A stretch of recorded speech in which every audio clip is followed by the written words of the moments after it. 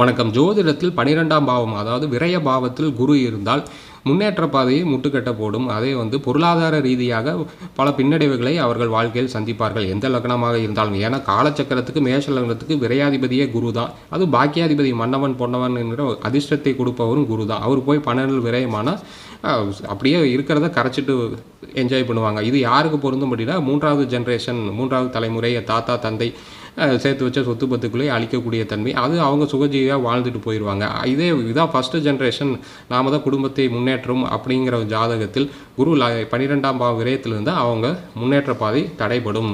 இதுக்கு என்ன வழி அப்படின்னா, செவ்வாய் பார்வை, செவ்வாயுடன் குரு சேருவது, இப்படி இருக்கும் பட்சத்தில் அது தப்பிக்கும். அதே எந்த லக்னமாக இருந்தாலும் லக்னாதிபதி பார்வை, லக்னாதிபதியுடன் குரு இருந்தால் ஜோதிடத்துக்குள்ளேயே விதிவிலக்கு இருக்கும். இல்லாத பட்சத்தில் இந்த சயன பெருமாள், படுத்த நிலையில் உள்ள அம்மன், மாசாணி அம்மன், அங்காளம்மன், தவ நிலையில் இருக்கும் சித்தர் வழிபாடு, பள்ளிகொண்ட ஈஸ்வரர் வழிபடுவது நல்லது. நன்றி.